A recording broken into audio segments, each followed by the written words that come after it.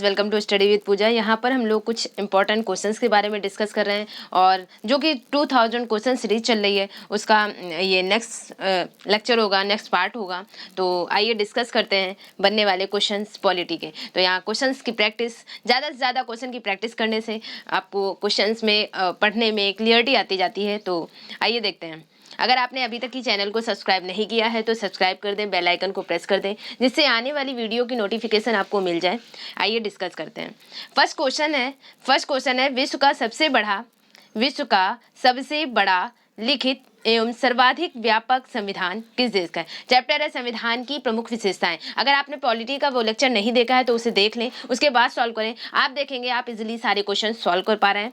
तो आइए डिस्कस करते हैं। पहला क्वेश्चन है विश्व का सबसे बड़ा लिखित एवं सर्वाधिक व्यापक संविधान है। तो भारत का संविधान जो है विश्व का सबसे बड़ा लिखित और व्यापक संविधान है। क्यों आप इतना व्यापक है? क्योंकि इसमें आप देखेंगे केंद्र के साथ साथ राज्य दोनों के कानून को, दोनों के नियमों को लिपिबद्ध कर दिया गया है भारत के संविधान में। अमेरिका का संविधान सबसे छोटा लिखित संविधान है, जिसमें से सिर्फ 7 आर्टिकल हैं अमेरिका के संविधान में। तो आप देखेंगे उसमें केंद्र और राज्य दोनों के, क्योंकि केंद्र वहां पर दोहरी नागरिकता चलती है, अमेरिका में दोहरी नागरिकता रहती है, केंद्र का शासन अलग चलता है, राज्य का शासन अलग चलता है, यानी शक्तियों का पूरी तरह से विभाजन है। तो वहां पर आप देखेंगे कि हालांकि भारत में भी शक्तियों का विभाजन है, लेकिन वहां पर केंद्र और राज्य दोनों का अलग अलग शासन चलता है अमेरिका में। तो यहाँ पर आप देखेंगे इस वजह से वहां पर केंद्र के अलग कानून बनाए गए, लिपिबद्ध कर दिए गए, राज्य के अलग कानून लिपिबद्ध कर दिए गए। तो इस वजह से अमेरिका का संविधान सबसे छोटा लिखित संविधान है, जिसमें से सिर्फ 7 आर्टिकल हैं। भारत का संविधान विश्व का सबसे बड़ा और विस्तृत संविधान है, सबसे बड़ा लिखित संविधान है। किसी भी टाइप से आपसे क्वेश्चन पूछा जा सकता है। तो सबसे बड़ा लिखित, भारत के संविधान में कितने अनुच्छेद हैं? तो मूल संविधान में 395 अनुच्छेद, 8 अनुसूचियां और 22 भाग थे, जबकि वर्तमान में 468 अनुच्छेद, 22 भाग और 12 अनुसूचियां हैं। ये जो 468 या 465 ये बताया जाता है, ये सब पार्ट में, उसके सब पार्ट में इंक्लूड कर दिए गए, लेकिन मूलतः जो हैं वो 395 अनुच्छेद ही हैं। तो आप देखेंगे कि जो भी अगर आपको ऑप्शन मिलता है तो आप उस बेसिस पे लगाएं, अदरवाइज 12 अनुसूचियां, 22 भाग और 395 अनुच्छेद ही हैं। ठीक है, तो आप देखेंगे कि विश्व का सबसे बड़ा लिखित एवं सर्वाधिक व्यापक संविधान किस देश का है? तो भारत का। आपको पढ़ने की दृष्टि से 395 अनुच्छेद मेन मिलते हैं, उसके बाद सब पार्ट में वो डिवीजन कर दिया गया उसके बाद। तो आप देखेंगे विश्व का सबसे बड़ा लिखित और सर्वाधिक व्यापक संविधान कहाँ का है? भारत का। बी ऑप्शन राइट है। नेक्स्ट क्वेश्चन है भारतीय संविधान कैसा है? तो भारत का संविधान अंशतः कठोर और अंशतः लचीला है। डी ऑप्शन राइट है। किस बेसिस पे अंशतः कठोर और अंशतः लचीला है? तो आप देखते हैं कुछ जो संविधान संशोधन होते हैं, यानी आपने देखा एज एग्जाम्पल जीएसटी, और उसमें आधे से अधिक राज्यों का समर्थन चाहिए था। यानी ये कितनी जटिल प्रक्रिया हो गई। इस विधेयक को, इसे एक्ट या अधिनियम बनाने में आपने देखा कि आधे से अधिक राज्यों का समर्थन चाहिए था। यानी ये एक बहुत जटिल प्रक्रिया है। पहले तो सदस्यों का समर्थन चाहिए और फिर उसके बाद आधे से अधिक राज्यों का भी समर्थन चाहिए। तो ये एक तरह से क्या हुआ, बहुत कठोर प्रक्रिया। तो ये क्या हो गई, अंशतः कठोर। लेकिन कठोर भाग जो है, कठोरता कम है हमारे संविधान में। आपसे आगे पूछा जाएगा कि कम कठोर, ज्यादा लचीला, या ज्यादा लचीला और कम कठोर। तो यहाँ पर आप देखेंगे कि कम कठोरता कम है, यानी संशोधन करने के लिए कठोरता कम है, या अंशतः कठोर कह सकते हैं। और अंशतः लचीला कैसे? अंशतः लचीला जैसे कि आपने देखा भाग एक में 1 से 4 आर्टिकल, भाग 1 में 1 से 4 आर्टिकल आते हैं कि संघ राज्य क्षेत्र में नामों सीमाओं में परिवर्तन कर सकते हैं, वर्तमान राज्य क्षेत्रों को सीमाओं नामों में परिवर्तन कर सकते हैं। तो यहाँ पर आपसे जो 1 से 4 आर्टिकल होते हैं, आप देखते हैं साधारण विधेयक से ही पास करना होता। साधारण विधेयक यानी संसद में उपस्थित और मतदान करने वाले कुल सदस्यों का आधे से अधिक, 1/2 + 1। तो ये काफी आसान प्रक्रिया हो गई कि जो सदन में उपस्थित और मतदान करने वाले सदस्यों का आधे से एक अधिक या बहुमत। तो यहाँ पर साधारण बहुमत से कुछ चीजें पारित हो जाती। तो इस वजह से इसको क्या कहा जाता है, यानी ये अंशतः लचीला है और अंशतः कठोर है। तो अभी जो इसके पहले यूपी टेट का पेपर हुआ था, तो उसमें भी ये क्वेश्चन पूछा गया था। आप देखेंगे ये कई बार क्वेश्चन पूछा गया, यूपीपी से 2013 में भी आया हुआ है। तो भारत का संविधान कैसा है? अंशतः कठोर और अंशतः लचीला। नेक्स्ट क्वेश्चन है भारत का संविधान किस प्रकार का है? तो भारत का संविधान, क्वेश्चन यही पूछा गया, सिर्फ ऑप्शन आपके चेंज कर दिए गए। नम्य को कह रहे हैं, नम्य और अनम्य। नम्य मतलब लचीला के बारे में, नम्य लचीला, और नम्र से नम्रता समझ सकते हैं यानी लचीलापन, तो नम्र लचीला और अनम्य कठोर, तो यहाँ पर इसका ऑप्शन क्या हो जाएगा, यानी नम्य और अनम्य दोनों हैं, अंशतः कठोर और अंशतः लचीला दोनों हैं, तो यहाँ पर क्या हो जाएगा इसका ऑप्शन, इसका सी ऑप्शन राइट हो जाएगा, नम्य और अनम्य। नेक्स्ट क्वेश्चन है भारत के संविधान में भारत को माना गया है।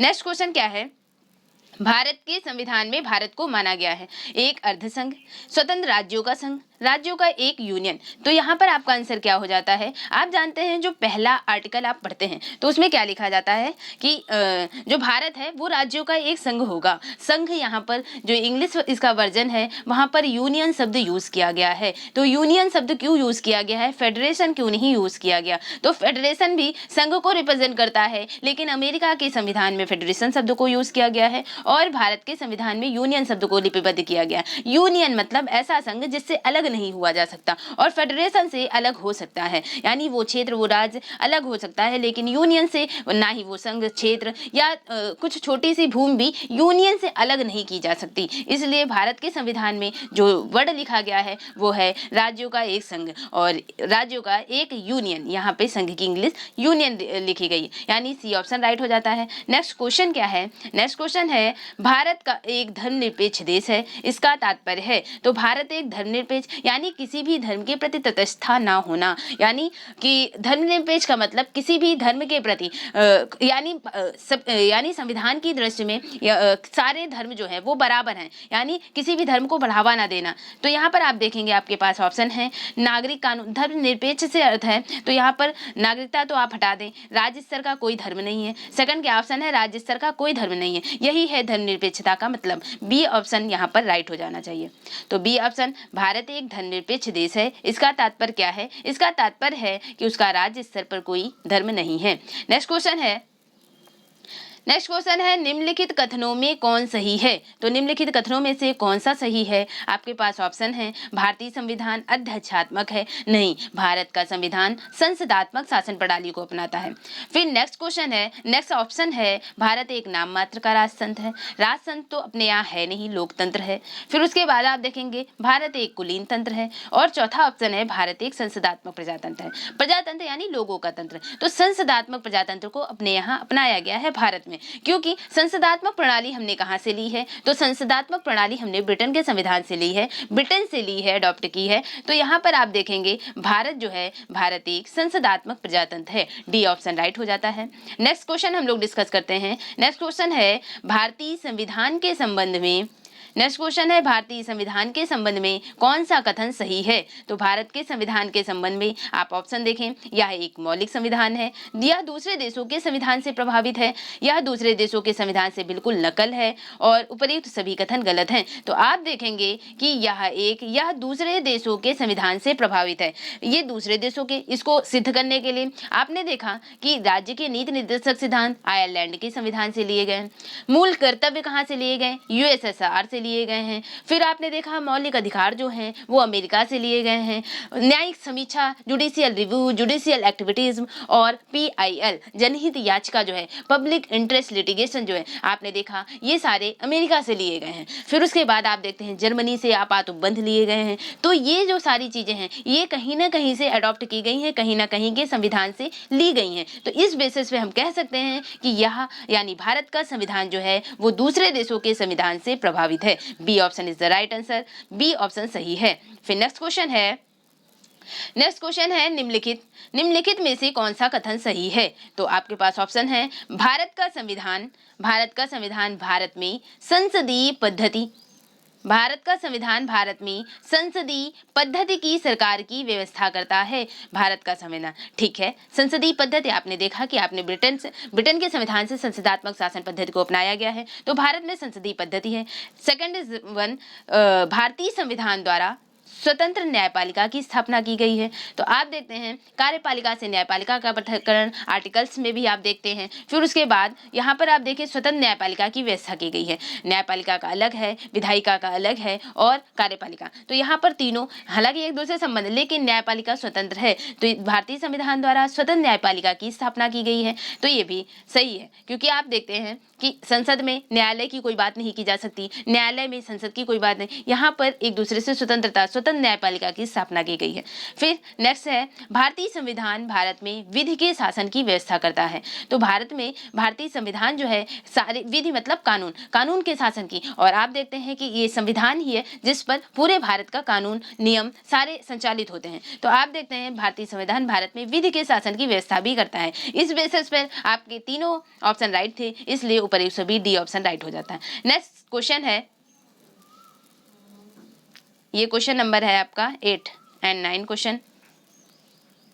क्वेश्चन है निम्नलिखित में से कौन सा कथन सही है।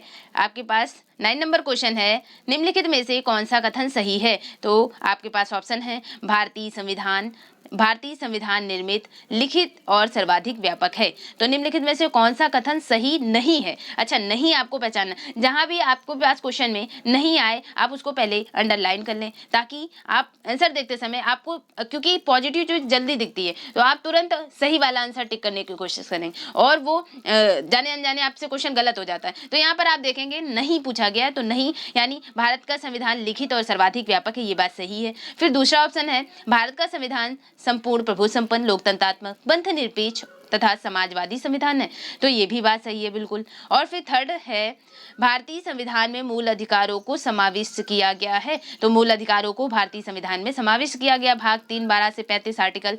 फिर उसके बाद फोर्थ है संविधान के प्रवर्तन के समय से ही संविधान में मूल कर्तव्य शामिल थे। तो आपको ऑप्शन देखना था, और आपने देखा कि यहाँ पर ऑप्शन क्या है, संविधान के प्रवर्तन के समय से। संविधान के प्रवर्तन से समय से मतलब कि जब संविधान बना तभी से मूल कर्तव्य शामिल थे, तो ये बात गलत हो जाती है, क्योंकि मूल कर्तव्य जो है वो कब शामिल किए गए। तो 42वां संविधान संशोधन 1976 द्वारा, 42वां संविधान संशोधन 1976। आप देखते हैं कि संविधान की प्रस्तावना में 3 मूल शब्द भी जोड़े गए थे, जिसके लिए ये 42वां संविधान संशोधन इतना ज़्यादा फेमस है कि समाजवादी, अखंडता और पंथ निरपेक्ष या धर्मनिरपेक्ष कह सकते हैं। तो धर्मनिरपेक्ष, समाजवादी और अखंडता, ये 3 नए शब्द जोड़े गए थे 42वां संविधान संशोधन। इसमें कम से कम 60 अनुच्छेदों को प्रवर्तित किया गया था 42वें संविधान संशोधन 1976 द्वारा, और यही संविधान संशोधन है जिसके माध्यम से मूल कर्तव्यों को शामिल किया गया।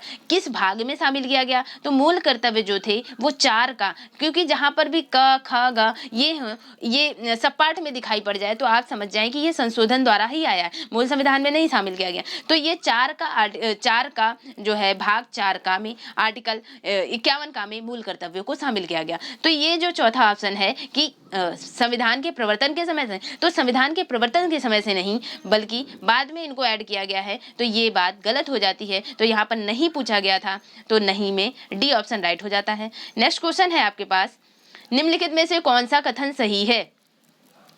क्वेश्चन है आपके पास, निम्नलिखित में से कौन सा कथन सही है। ऑप्शन, भारतीय संविधान में कई विदेशी संविधान के तत्वों का समावेश किया गया है। तो कई विदेशी संविधान के तत्वों का समावेश किया गया, आपने देख लिया कि कई चीजें कहीं से, यानी जर्मनी से आपात उपबंध, और जैसे कि संघीय शासन प्रणाली, संघ जो है वो कनाडा के संविधान से, संवर्ती सूची ऑस्ट्रेलिया के संविधान से। तो ये क्या है, कई विदेशी संविधान के तत्वों का समावेश किया गया है, तो समावेश तो किया गया है, फर्स्ट ऑप्शन राइट है। एंड सेकंड है भारतीय संविधान एकल नागरिकता का प्रावधान करता है। कौन सा कथन सही है, तो यहाँ पर फर्स्ट ऑप्शन है कि, अच्छा आपके पास है ऑप्शन उपयुक्त डी भी सही है। तो यहाँ पर आप देखेंगे कि भारतीय संविधान में कई विदेशी संविधान के तत्वों का समावेश किया गया, ये सही है। भारतीय संविधान एकल नागरिकता का भी प्रावधान करता है। आप देखते हैं यूपी का कोई व्यक्ति है, वो अपनी नागरिकता क्या बताएगा कि हर व्यक्ति जो है वो इंडियंस है। एकल नागरिकता का प्रावधान है, राज्य की और केंद्र की अलग अलग नागरिकता नहीं दी गई है, जैसे कि अमेरिका में दी गई है। अमेरिका में दोहरी नागरिकता है, लेकिन भारत में एकल नागरिकता का प्रावधान है। फिर थर्ड है भारतीय संविधान वयस्क मताधिकार की व्यवस्था करता है। तो 18 वर्ष या 18 वर्ष से अधिक उम्र का बच्चा जो है वो मत का प्रयोग कर सकता है। वयस्क मताधिकार की व्यवस्था की गई है भारत में। तो 1, 2 और 3 तीनों सही है। इस बेसिस पे यहाँ पर डी ऑप्शन राइट हो जाता है कि उपयुक्त सभी।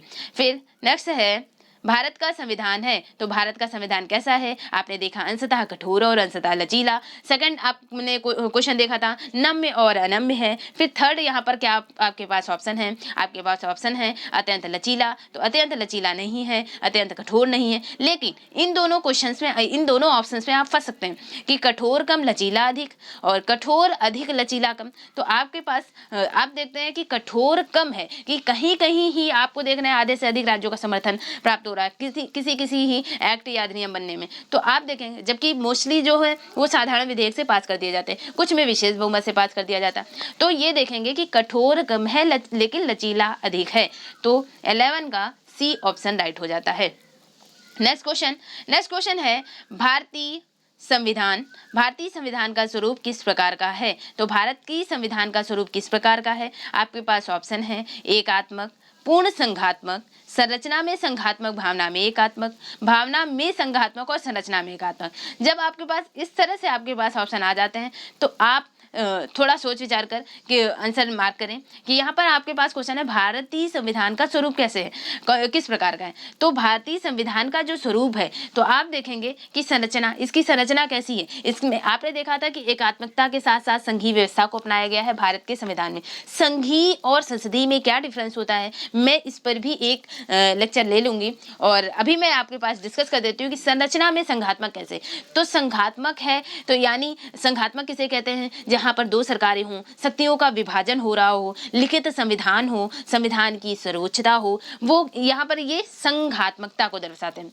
और संसदात्मकता क्या होता है? संसदात्मक मतलब संसद से ज्यादा रिलेटेड चीजें, कि जहाँ पर यानी संसद एकल नागरिकता और संविधान का लचीलापन आप देख रहे हैं, कुछ में संविधान संशोधन आसानी से हो रहा, कहीं पे जटिल प्रक्रिया अपनाई जा रही है, और केंद्र की महत्ता, एक सशक्त केंद्र बताया जा रहा हो, तो वो क्या होता है? वो संसदात्मक शासन प्रणाली को, यानी आप कहेंगे संसद मतलब संसद में आप देखेंगे तो संसद में राज्यों की बात की जाएगी। देखो आपको कंफ्यूज नहीं हो रहा, मैं क्लियर फैक्ट बता दूं कि जैसे संघ है, संघात्मक शासन और संसदात्मक शासन। तो संसदात्मक शासन में क्या होगा? संसद की बातें की जाएंगी। संसद यानी बहुमत प्राप्त दल का शासन, सामूहिक उत्तरदायित्व, राजनीतिक एकरूपता, दोहरी सदस्यता, यानी मंत्री, विधायक और कार्यपालिका दोनों के सदस्य होते। तो यहाँ पर क्या होगा? दोहरी सदस्यता, प्रधानमंत्री का नेतृत्व, निचले सदन का विघटन हो सकता है, गोपनीयता होगी, और जैसे विधायिका और कार्यपालिका के मध्य सामंजस्य बैठाने का कार्य होगा। तो ये सारे फैक्ट किससे रिलेटेड लग रहे हैं? ये संसद के फैक्ट लग रहे हैं कि संसद से मिले जुले वर्ड, कि उत्तरदायी सरकार, निरंकुशता का प्रतिषेध, व्यापक प्रतिनिधित्व, तो ये सारे वर्ड जो है संसद से जुड़े हुए लग रहे हैं। तो संसदात्मक शासन। और फिर संघात्मक क्या हो जाता है? संघात्मक में जैसे दोहरी नागरिकता, संविधान की सर्वोच्चता, और यहाँ पर क्या होगा? यहाँ पर दो सरकारें जैसे केंद्र और राज्य की बात की जाएगी। संघात्मक शक्तियों का विभाजन की बात की जाएगी। तो इस बेसिस पे आप फैक्ट को अलग करेंगे। मैं इन दोनों यानी संघात्मक और संसदात्मक, इसका पूरा लेक्चर मैं ले लूंगी तो आप समझ जाएंगे। और फिलहाल मैंने आपको क्लियर कर दिया कि यहाँ पर संघात्मक और संसदात्मक आप कैसे फैक्ट समझेंगे। तो भारत का जो शासन है वो संघात्मक भी है और संसदात्मक भी है। तो यहाँ पर आपके पास ऑप्शन था कि संरचना में संघात्मक, तो संरचना में संघात्मक है। ठीक है, आप देखेंगे कि शक्तियों का विभाजन है और संविधान की सर्वोच्चता है, और तो यहाँ पर आप देखेंगे संरचना में संघात्मक है। लेकिन भावना में एकात्मक कैसे? कि आप देखते हैं कि जैसे कि संघ लोक सेवा आयोग या भारत भर से एक ही मतलब संघ लोक सेवा आयोग का चयन करना, तो पूरे भारत का एक ही मतलब कि एक ही बनाया गया है। आपको पूरे भारत में एक ही आयोग बनाया गया है। तो आप देखेंगे जैसे एकल नागरिकता, ये क्या है? एकात्मकता को दर्शा रहा है कि भावना में एकात्मक है लेकिन संरचना में संघात्मक है। तो भारतीय संविधान का स्वरूप किस प्रकार का है? संरचना में संघात्मक और भावना में एकात्मक। सी ऑप्शन राइट हो जाता है। नेक्स्ट क्वेश्चन है भारतीय संविधान भावना में एकात्मक है क्योंकि क्योंकि अखिल भारतीय सेवाओं के कारण। फिर आप देखेंगे कुछ स्थितियों में संसद को राज्य के लिए कानून बनाने का अधिकार है, यानी आप देखते हैं संसद को राज्य के लिए कानून, और जब संसद और राज्य दोनों दोनों कानून बनाते हैं, यानी केंद्र और राज्य दोनों अगर कानून बना दे तो यहाँ पर प्रभावी किसका हो जाता है, केंद्र का प्रभावी, यानी एकात्मकता की ओर दर्शा रहा कि एक ही यूनिट, एक ही से सारे संचालित हैं। तो यहाँ पर क्या है, संसद को राज्य के लिए कानून बनाने का भी अधिकार है। फिर एक ऑप्शन है, केवल संसद को संवैधानिक संशोधन प्रक्रिया आरंभ करने का अधिकार है। तो केवल संसद को, तो संवैधानिक संशोधन, संविधान में कोई भी संशोधन जो किया जाता है वो केवल संसद ही कर सकती है। तो आप देखेंगे यहाँ पर क्या है, यहाँ पर एकात्मकता को दर्शाया जा रहा है। तो उपयुक्त सभी ऑप्शन जो है वो एकात्मकता को रिप्रेजेंट करें। तो अब आप समझ गए होंगे एकात्मकता किस प्रकार से भावना, संविधान में एकात्मकता की भावना किस प्रकार से, आपने समझ लिया संघात्मक भावना किस प्रकार से, और आपने समझ लिया संसदात्मक भावना किस प्रकार से, संसदात्मक शासन प्रणाली। फिर नेक्स्ट क्वेश्चन है, भारतीय संविधान के संदर्भ में कहा जाता है, भारतीय संविधान के संदर्भ में क्या कहा जाता है? ऑप्शन है, मौलिक संविधान है, विकासशील संविधान है, वकीलों का स्वर्ग है और तानाशाही संविधान है। तो आप क्या जानते हैं, किसी राइटर ने भी कहा है कि वकीलों का स्वर्ग है, जैसे कि आइवर्ट जेनिंग्स ने। तो यहाँ पर क्या है, भारतीय संविधान के संदर्भ में कहा जाता है, भारतीय संविधान के संदर्भ में इसको वकीलों का स्वर्ग कहा जाता है, क्योंकि जो संविधान की भाषा है वो आम जनसाधारण की भाषा से अलग है। और यहाँ पर आप देखेंगे कि यानी जो जनसाधारण आदमी है वो आर्टिकल यानी संविधान को पढ़कर इतनी अच्छे से नहीं समझ सकता, उसकी गुण से गुण व्याख्या की जा सकती है, एक एक लाइन का बहुत से मीन्स निकाले जा सकते हैं। उसकी जो अंतिम और सर्वोच्च व्याख्याता है वो सिर्फ और सिर्फ सुप्रीम कोर्ट है। इसलिए इसको कहा जाता है कि वकीलों का स्वर्ग है, कि इसकी भाषा इतनी जटिल है कि लोग आसानी से नहीं, अदरवाइज लोग अपनी वकालत खुद ना कर लें कि अपने आर्टिकल, अपने राइट्स, अपने कर्तव्य को समझ कर, लेकिन यहाँ पर भाषा इतनी क्लिष्ट है कि आसानी से नहीं समझी जा सकती। तो ये वकीलों का स्वर्ग है।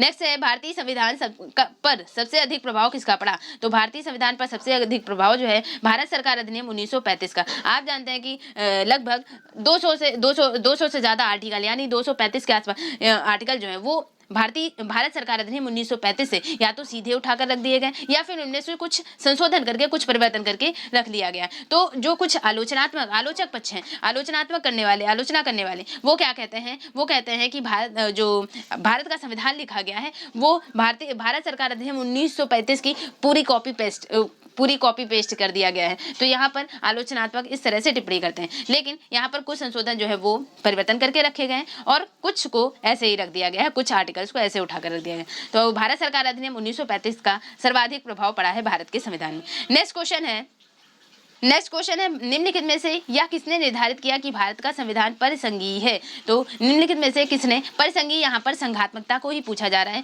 कि किसने निर्धारित किया, किससे निर्धारित होता है कि भारत का संविधान परिसंघीय है? तो आप देखते हैं संघात्मकता को क्या रिप्रेजेंट करता है कि केंद्र और शक्ति के मध्य शक्तियों का विभाजन। तो यहाँ पर ऑप्शन है आपके पास कि लिखित और अनम है, इसका कोई मतलब नहीं। यहाँ पर न्यायपालिका स्वतंत्र है, यहाँ पे नहीं। भारत का संविधान संघात्मकता किस बात से रिप्रेजेंट करता है कि केंद्र और राज्य के बीच शक्तियों का विभाजन है। सी ऑप्शन राइट है, 16 का सी ऑप्शन राइट है। नेक्स्ट क्वेश्चन है, भारत में प्रजातंत्र इस तथ्य पर आधारित है कि, तो भारत में प्रजातंत्र यानी लोगों का तंत्र किस तथ्य पर आधारित है? तो यहाँ पर आप ऑप्शन देखेंगे, सबसे संविधान लिखित है। फिर नेक्स्ट देखेंगे, यह मौलिक अधिकार प्रदान किए हुए हैं। तो इससे प्रजातंत्र द्वारा मतलब भारत में प्रजातंत्र इस तथ्य पर आधारित है, ये तथ्य किससे निहित है? तो यहाँ पर आप थर्ड ऑप्शन देखेंगे, जनता से सरकारों को चुनने और बदलने का अधिकार प्राप्त है। तो जनता से सरकारों को चुनने और बदलने का अधिकार प्राप्त है, इसलिए हम कह सकते हैं कि लोगों का तंत्र है, लोगों का शासन है। इसलिए प्रजातंत्र का जो शाब्दिक मीन्स यानी इस तथ्य पर, किस तथ्य पर आधारित है? तो जनता से सरकारों को चुनने और बदलने का अधिकार है, सी राइट है। नेक्स्ट क्वेश्चन है, भारतीय संविधान में, तो भारतीय संविधान में कितने से कितने अधिक आर्टिकल हैं? तो भारत का जो संविधान है उसमें 395 अनुच्छेद हैं, 395 आर्टिकल हैं, यानी 350 से ज्यादा। तो यहाँ पर बी ऑप्शन राइट हो जाएगा कि 350 से अधिक आर्टिकल हैं भारतीय संविधान में, बी ऑप्शन राइट हो जाएगा। नेक्स्ट क्वेश्चन है, भारत में किस प्रकार की शासन व्यवस्था अपनाई गई है? तो भारत में किस प्रकार की शासन व्यवस्था अपनाई गई है? तो भारत में जो है अध्यक्षात्मक शासन प्रणाली कहाँ की है? अमेरिका की अध्यक्षात्मक शासन प्रणाली, और फ्रांस में भी अध्यक्षात्मक शासन प्रणाली को अपनाया गया। तो यहाँ से आपके दो क्वेश्चन सही हो सकते हैं कि अमेरिका में कैसी शासन प्रणाली है? अध्यक्षात्मक। फ्रांस में कैसी शासन प्रणाली है? अध्यक्षात्मक। लेकिन भारत में कैसी शासन प्रणाली है? संसदात्मक शासन प्रणाली। और कहाँ से अडॉप्ट की गई है? ब्रिटेन के संविधान से अडॉप्ट की गई, ब्रिटेन के संविधान से ली गई है। तो ब्रिटिश संसदात्मक प्रणाली ही भारत जो है वो शासन व्यवस्था है, भारत में ब्रिटिश से ली गई है संसदात्मक शासन प्रणाली। तो बी राइट हो जाता है यहाँ पर। और नेक्स्ट क्वेश्चन डिस्कस करते हैं। नेक्स्ट क्वेश्चन है, भारतीय राजनीतिक व्यवस्था में इनमें से कौन सर्वोच्च है? तो भारत की राजनीतिक व्यवस्था में कौन सर्वोच्च है? आपके पास ऑप्शन है सर्वोच्च न्यायालय, संसद, संविधान और धर्म।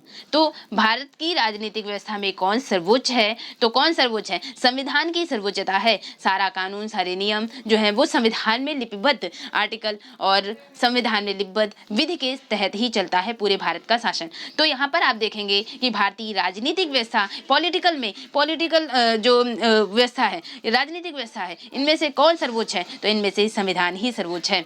तो आप देखते हैं संविधान की शपथ लेकर ही हर व्यक्ति जो यानी हर शासन करने वाला संविधान की शपथ लेकर ही सारे काम करता है, चाहे वो राष्ट्रपति हो, राज्यपाल हो, प्रधानमंत्री हो, मंत्रिपरिषद हो। तो आपने देखा सारे लोग संविधान की शपथ लेकर ही कार्य करते हैं। संविधान सर्वोच्च है, बी ऑप्शन राइट है। नेक्स्ट क्वेश्चन है भारतीय संविधान के वृहद होने का क्या कारण है? भारतीय संविधान जो है इतना वास्ट है, इसका क्या कारण है? तो मैंने जैसे कि पहले भी बता दिया कि भारतीय संविधान इतना वृहद होने का कारण है कि इसमें केंद्र और राज्य दोनों सरकारों का संविधान है, दोनों संघ और राज्य दोनों सरकारों का संविधान है। तो यहाँ पर आप देखेंगे कि इसमें संघ और राज्य दोनों सरकारों का संविधान है, जबकि जो अदर ऑप्शन है उनमें देखेंगे इसमें अनेक संविधानों के अनुभव समाविष्ट हैं। तो अनेक संविधानों के अनुभव समाविष्ट होने से इसके जो अदर ऑप्शन है कि अनेक संविधानों का अनुभव समावेश है, इसमें विस्तृत प्रशासकीय प्रावधान है, यह एक बड़े देश के शासन से संबंधित है। लेकिन आप देखेंगे कि इन चारों में से जो मोस्ट अप्रोप्रिएट कि इसमें संघ और राज्य दोनों सरकारों के संविधान है, इस वजह से ये इतना वास्ट है। तो इसका डी ऑप्शन राइट हो जाता है, संविधान के वृहद होने का कारण जो है।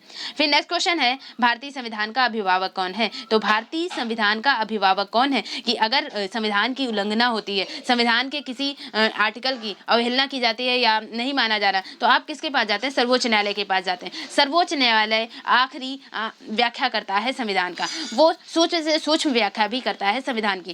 तो यहाँ पर आप देखेंगे एक तरह से अभिभावक है, उसका संरक्षक है, अभिभावक है। तो भारतीय संविधान का अभिभावक कौन है? सर्वोच्च न्यायालय है, सी ऑप्शन राइट हो जाता है। नेक्स्ट क्वेश्चन है भारत में वयस्क मताधिकार की उम्र क्या है? तो भारत में वयस्क मताधिकार की उम्र 18 वर्ष है। जब मैंने इसको डिस्कस कराया था मैंने बताया था ये वयस्क कौन थे? राजीव गांधी के टाइम पे सबसे कम उम्र के प्रधानमंत्री बनने वाले राजीव गांधी जी। तो यहाँ पर आप देखेंगे कि उन्होंने सोचा कि जो वयस्क जो हैं वो उनकी राजनीति से ज़्यादा प्रभावित होंगे, तो उन्होंने वयस्क को मत देने का अधिकार दिया और 21 वर्ष से घटाकर 18 वर्ष का जो है अपने शासनकाल में वयस्कों को यानी मताधिकार की उम्र जो है 21 वर्ष से घटाकर 18 वर्ष करी और 18 वर्ष की और कब की? तो 1889 में 61वां संविधान संशोधन। आपसे 3 संविधान संशोधन तो आपको मूलतः भूलने ही नहीं चाहिए किसी भी समय, यानी 42वां संविधान संशोधन जो कि 1976 में हुआ और 44वां संविधान संशोधन जो कि 1978 में हुआ। फिर नेक्स्ट वन इज 61वां संविधान संशोधन। 61वां संविधान संशोधन जो है वो 1869 में हुआ। 61वां संविधान संशोधन 1989। तो 61वां संविधान संशोधन कब हुआ? राजीव गांधी के टाइम पीरियड पे 1989 में 61वां संविधान संशोधन, जिसमें और संविधान जो वयस्क मताधिकार की उम्र है वो 21 वर्ष से घटाकर 18 वर्ष कर दी जाती है। आप जानते हैं कि वयस्क को मत देने का अधिकार किस आर्टिकल में? तो आर्टिकल 326 में के तहत कोई भी आर्टिकल 326 में प्रावधान किया गया है जो वयस्क है यानी 18 वर्ष या 18 वर्ष से अधिक उम्र का जो वयस्क है वो मत देने का अधिकारी है। तो 61वां संविधान संशोधन आप याद रखें कि 18 वर्ष यानी वयस्क मताधिकार की उम्र से संबंधित संविधान संशोधन है 61वां। और कब हुआ? 1989 में हुआ, राजीव गांधी के टाइम पीरियड में हुआ। और नेक्स्ट एक आर्टिकल 69वां संविधान संशोधन जो फेमस है, तो 69वां संविधान संशोधन राष्ट्रीय राजधानी क्षेत्र दिल्ली यानी दिल्ली को राष्ट्रीय राजधानी क्षेत्र दिल्ली रखा गया। उसका नाम जो है राष्ट्रीय राजधानी क्षेत्र दिल्ली किस संविधान संशोधन के तहत रखा गया? तो 69वां संविधान संशोधन। और 69वां संविधान संशोधन हुआ कब? तो 1991 में। तो ये कुछ जो इंपॉर्टेंट संविधान संशोधन होते हैं ये आपको भूलने नहीं चाहिए। तो 69वां संविधान संशोधन 1991 में, जिसमें राष्ट्रीय राजधानी दिल्ली को राष्ट्रीय राजधानी क्षेत्र दिल्ली कहा गया। और यहाँ पर आप बात कर रहे हैं वयस्क मताधिकार की, तो 18 वर्ष है उम्र। नेक्स्ट क्वेश्चन है, ए ऑप्शन राइट है। नेक्स्ट क्वेश्चन है भारतीय संघीय व्यवस्था की एक विशेषता है। तो संघीय व्यवस्था संघ को रिप्रेजेंट कर रहा है, तो संघ को क्या रिप्रेजेंट कर रहा है? आपके पास ऑप्शन है शक्तियों का एकीकरण, नहीं, शक्तियों का विभाजन है संघीय व्यवस्था में, तो डी ऑप्शन गलत है। फिर उसके बाद आप देखेंगे संविधान की सर्वोच्चता, तो संघीय व्यवस्था जो है वो संविधान की सर्वोच्चता को, और यहाँ पर संघीय व्यवस्था है तो वो संविधान की सर्वोच्चता को रिप्रेजेंट करती है, तो बी ऑप्शन राइट हो जाता है। फिर आप देखेंगे कि संघीय व्यवस्था की एक विशेषता क्या हो जाती है, तो संविधान की सर्वोच्चता होगा, शक्तियों का विभाजन होगा, तो यहाँ पर बी ऑप्शन राइट हो जाता है। नेक्स्ट क्वेश्चन आप देखेंगे, नेक्स्ट क्वेश्चन है भारत के संविधान में संघीय शब्द की जगह, संघीय शब्द की जगह किन शब्दों को स्थान दिया गया है? तो भारत के संविधान में संघीय शब्द नहीं यूज किया गया, कहीं भी आप संविधान में संघीय शब्द नहीं यूज देखेंगे, बल्कि संघीय शब्द की जगह राज्यों का संघ, राज्यों का यूनियन, तो आप देखेंगे राज्यों का संघ शब्द को वर्णित किया गया है, तो यहाँ पर सी ऑप्शन राइट हो जाता है। नेक्स्ट क्वेश्चन है भारतीय संविधान में कितनी सूचियां हैं? तो भारत के संविधान में कितनी सूचियां हैं, ना कि अनुसूचियां, अनुसूचियां 12 हैं, जबकि यहाँ पर पूछा गया सूचियां कितनी हैं, तो यहाँ पर भारतीय संविधान में कितनी सूचियां हैं? तो 3 सूचियां हैं। कौन कौन सी? संघ सूची, राज्य सूची और संवर्ती सूची। संघ सूची पर कौन कानून बनाता है? केंद्र कानून बनाता है। राज्य सूची पर राज्य कानून बनाता है, और संवर्ती सूची में जो विषय शामिल किए गए हैं उन पर संघ और राज्य यानी केंद्र और राज्य दोनों कानून बनाते हैं, दोनों का अधिकार है। तो यहाँ पर 3 सूचियां हैं, तो यहाँ पर आपके पास ऑप्शन क्या है? तो यहाँ पर सी ऑप्शन राइट हो जाता है कि 3 सूचियां हैं। फिर नेक्स्ट, आप मेरे आंसर बताने से पहले पॉज कर दिया करें, उसके बाद आप अपना आंसर यानी आप अपने आंसर लिख लें कि आपने कौन सा आंसर सही किया, फिर उसके बाद आखिरी में मैच कर लिया करें कि क्या आंसर सही है, तो आप इसे अपना मूल्यांकन अच्छे से करेंगे। तो नेक्स्ट क्वेश्चन है भारत का संविधान अपना प्राधिकार किससे प्राप्त करता है? तो भारत का संविधान अपना प्राधिकार किससे प्राप्त करता है? ऑप्शन है, तो आपके पास ऑप्शन आपको दिख रहा है भारत की जनता, और यहाँ पर ऑप्शन है समाज के सभी वर्गों के लोगों के द्वारा प्रतिनिधित्व संविधान सभा से, भारतीय स्वतंत्रता अधिनियम 1947 से, राष्ट्रपति और सर्वोच्च न्यायालय से। तो भारत का संविधान अपना प्राधिकार किससे प्राप्त करता है? तो आपके पास ऑप्शन है भारत की जनता से। तो भारत की जनता यानी मूल प्रस्तावना भी वो भारत की जनता से स्टार्ट होते हैं, हम भारत के लोग। तो यहाँ पर भारत का संविधान अपना अधिकार किससे प्राप्त करता है? तो भारत की जनता से। नेक्स्ट क्वेश्चन है भारत में वैध प्रभुसत्ता निहित है? तो भारत में वैध यानी कानूनी, प्रभुसत्ता यानी लोगों प्रभुसत्ता जो है वो सत्ता, प्रभुसत्ता यानी संपूर्ण प्रभु संपन्न जो वर्ड है उसी को प्रभुसत्ता यहाँ पर रिप्रेजेंट किया जा रहा है। तो जैसे संपूर्ण प्रभु संपन्न क्या हो जाता है कि भारत अपने और बाह्य निर्णयों को लेने के लिए स्वतंत्र है, किसी पर बाध्य नहीं है। तो यहाँ पर वैध प्रभुसत्ता, कानूनी प्रभुसत्ता निहित है किसमें? तो किसमें निहित है? आपके पास ऑप्शन है संविधान, तो संविधान में निहित है वैध प्रभुसत्ता। डी ऑप्शन राइट हो जाता है 28 का डी ऑप्शन। नेक्स्ट क्वेश्चन है भारतीय संविधान की संरचना किस प्रकार की है? तो भारतीय संविधान की जो संरचना है आप देखते हैं, यानी आपने देखा नम्य और अनम्य है, अंशतः कठोर अंशतः लचीला है, फिर आपने देखा तीसरा कठोर कम लचीला अधिक है। आपके पास यहाँ ऑप्शन है संघीय, कठोर, एकात्मक और कुछ एकात्मक कुछ कठोर। तो आपका ऑप्शन क्या हो जाएगा? कुछ एकात्मक कुछ कठोर। डी ऑप्शन राइट हो जाता है 29 का डी ऑप्शन। फिर नेक्स्ट क्वेश्चन है भारत के संविधान के अधीन निम्नलिखित कथनों में से कौन सा सही है? तो भारत के संविधान के अधीन कौन सही है? संविधान सर्वोच्च है, तो हाँ संविधान सर्वोच्च है। नेक्स्ट है संघ और राज्य सरकारों के बीच शक्तियों का विभाजन है, तो संघ और राज्य सरकारों के बीच शक्तियों का विभाजन भी है, संविधान की सर्वोच्चता भी है। नेक्स्ट है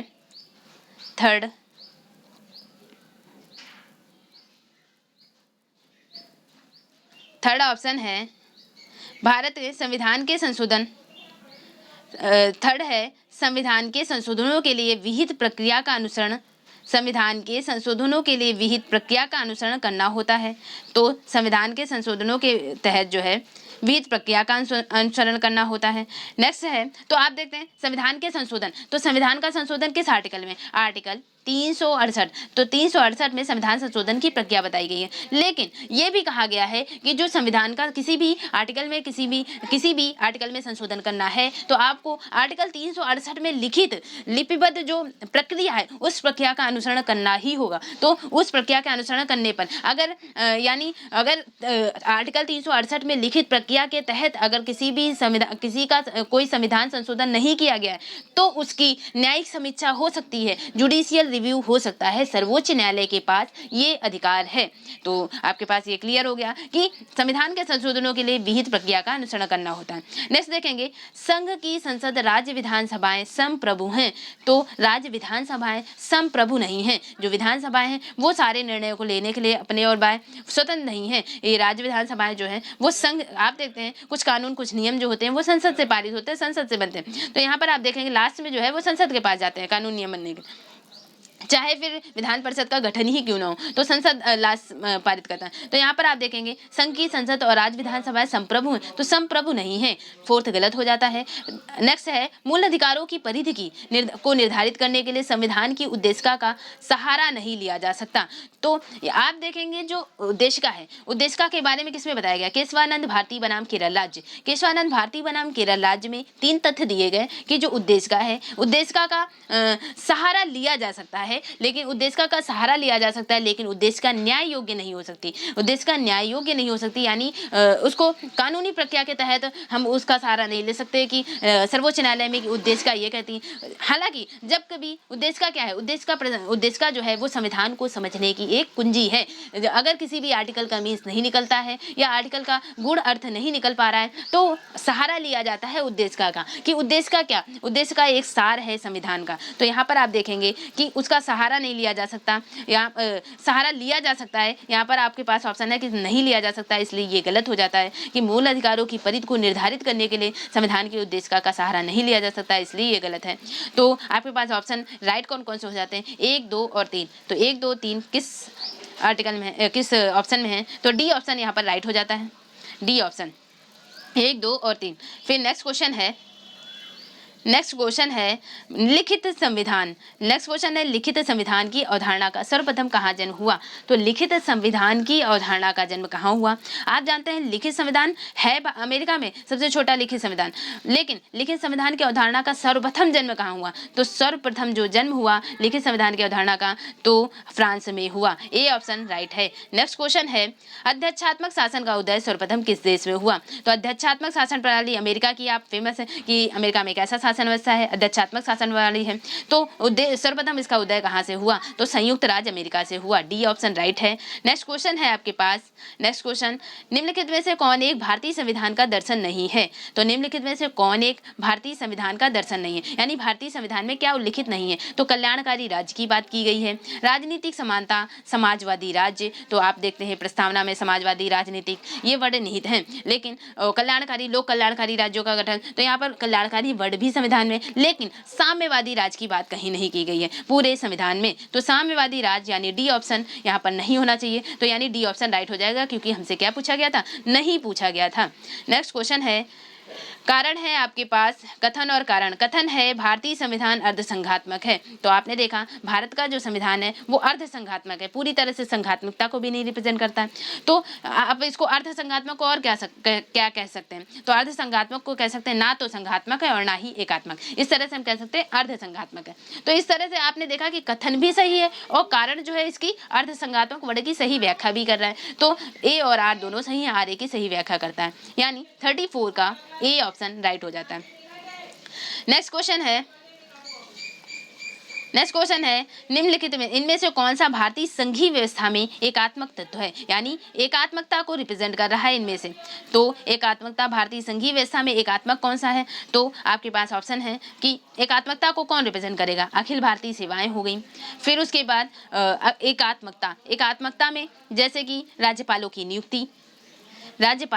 नियुक्ति हो गई, और फिर उसके बाद यानी राज्यपालों की नियुक्ति कौन कर रहा है, राष्ट्रपति कर रहा है, केंद्र कर रहा है। तो एकात्मकता को तो रिप्रेजेंट करने के लिए ही कर रहा कि एक ही सेंटर द्वारा ही संचालित हो रहा। राष्ट्रपति प्रधानमंत्री को भी नियुक्त कर रहा है और मंत्रिपरिषद को भी नियुक्त कर रहा है, राष्ट्रपति ही राज्यपाल को नियुक्त कर रहा है, और फिर राज्यपाल मंत्रिपरिषद यानी राज्य की मंत्रिपरिषद को नियुक्त कर रहा है, राज्य मंत्रिपरिषद। तो एक तरह से ये क्या है, ये एक यूनिट है और एक ही यूनिट से बंधे हुए, यानी एकात्मकता को रिप्रेजेंट कर रहे हैं। तो राज्यपालों की नियुक्ति हो गया, फिर अखिल भारतीय सेवाएं हो गया, और थर्ड है कि राज्यसभा में असमान प्रतिनिधित्व। तो राज्यसभा में जो असमान प्रतिनिधित्व है, यानी राज्यसभा में आप देखेंगे विधानसभा के चुने हुए कुछ मेंबर, यानी तो यहाँ पर जो असमान प्रतिनिधित्व है राज्यसभा में, कुछ मेंबर स्नातक से चुनकर आ रहे हैं, कुछ स्नातक वाले टीचर से, कुछ जो हैं वो माध्यमिक शिक्षकों द्वारा चुने जा रहे हैं, कुछ जो है वो राज्यपाल चुन रहा है, यानी राज्यपाल मनोनीत कर रहा है। तो यहाँ पर राज्यसभा में जो असमान प्रतिनिधित्व है वो भी कहीं ना कहीं संघीय व्यवस्था में एकात्मकता को रिप्रेजेंट करता है। तो इस वजह से